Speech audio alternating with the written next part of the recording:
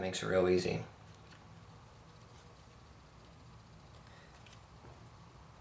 I had to shave a little bit off of this piece.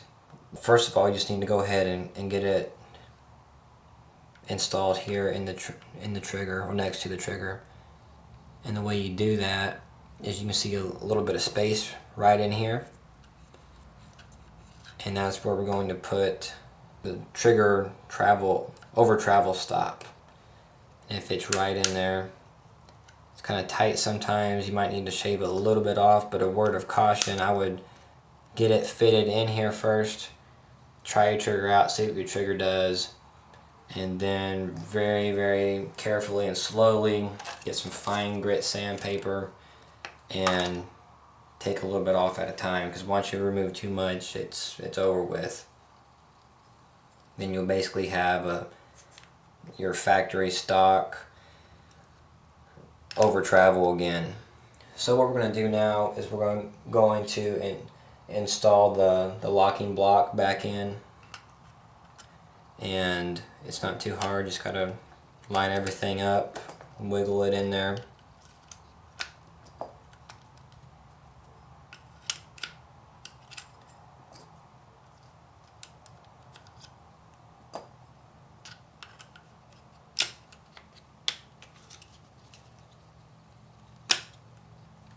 It should fit in there fairly easily. Now I'm going to go ahead and put one of the pins back in to hold the fire control in there while we test out our trigger. You'll notice if you pull your trigger just a little bit, it will line up where you can put your pin through there. See, that's closed off. Pull the trigger just a little bit and it opens up where we can put our pin to lock our trigger group back in there. Alright, there we go. Now with the zero take-up trigger safety, you'll notice here that when you pull the trigger, without pulling the trigger safety, the trigger won't move at all. Now factory settings with the original trigger safety, you can pull the trigger, a little ways, not very much, but this takes all the movement out of the trigger until you actually pull the trigger safety. So what we want to do here is make sure now that we have enough room right in here.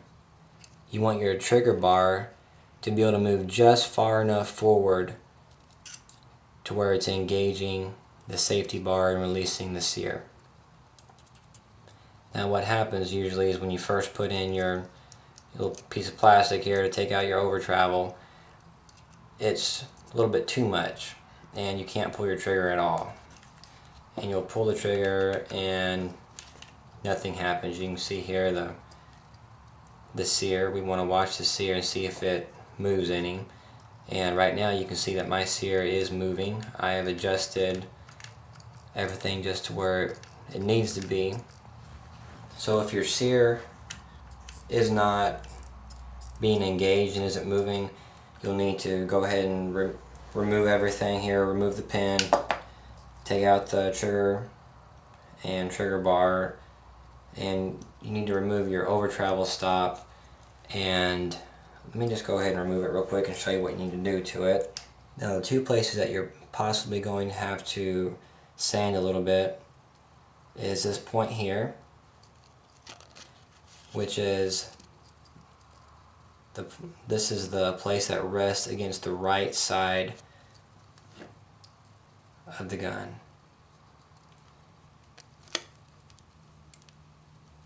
This part is going to be rubbing right against this side of the frame.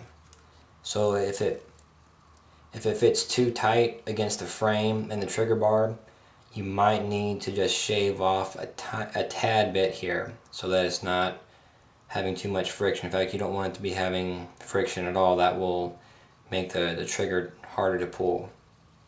The area that you're most likely going to have to adjust is the back here, this side right here. And like I said earlier, if your trigger is not pulling, it's not engaging the sear, then you need to remove just a tiny bit at a time. I'm talking about just running over the sandpaper a few times real lightly, look at it, make sure it just took off a little bit, reassemble your trigger group, and try it again. So once you found out that your sear is being engaged, you pull the trigger. Something that you can do to just verify, but you don't want to do this until you have a pretty good idea, a very good idea that your sear is being engaged. We're going to put the slide back on here and just make sure that the sear is going to release the firing pin. Now if you put the slide on and you cannot release the firing pin, your safety bar is not being activated, your safety bar is not going down, and it will catch on this little piece here and you can't get your slide back off. There's been several people emailing asking, how do I get my slide back off? I installed the Powder River Precision trigger kit and put my slide on, and I can't pull the trigger and can't get the slide off. So don't make that same mistake.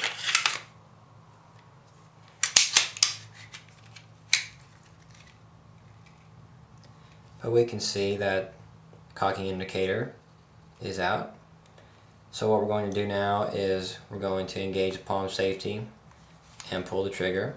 Of course, make sure it's not loaded, and make sure that the sear is being released, which it is.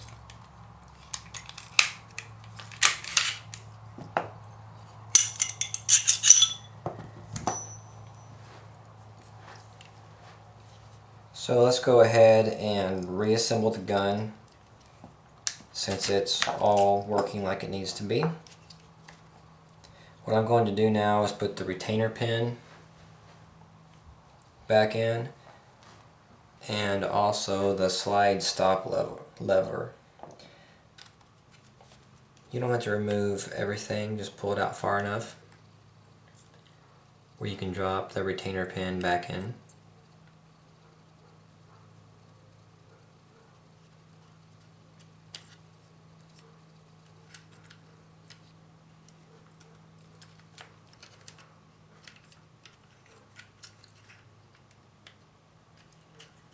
Well, now it's not wanting to work very good.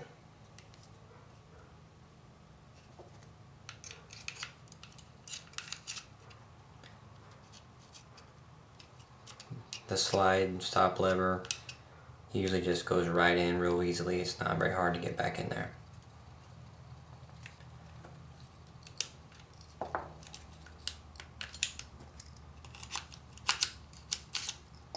Just make sure that the slide stop lever lines up here.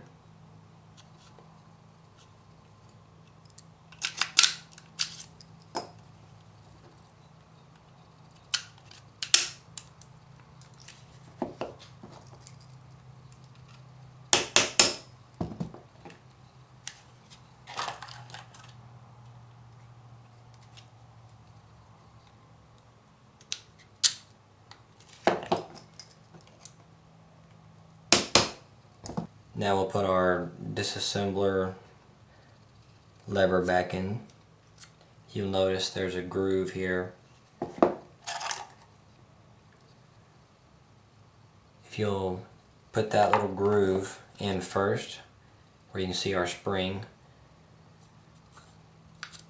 and then twist, it'll help get that lever back in there a lot easier for you. And once you have it back in there, just keep it up and we're ready to put the slide back on. So I'll reassemble my barrel.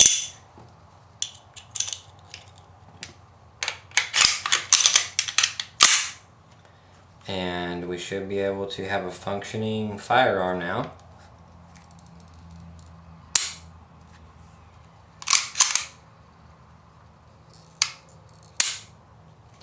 See if I can hold this up to the camera where you can see the on a trigger pull that we're having to do.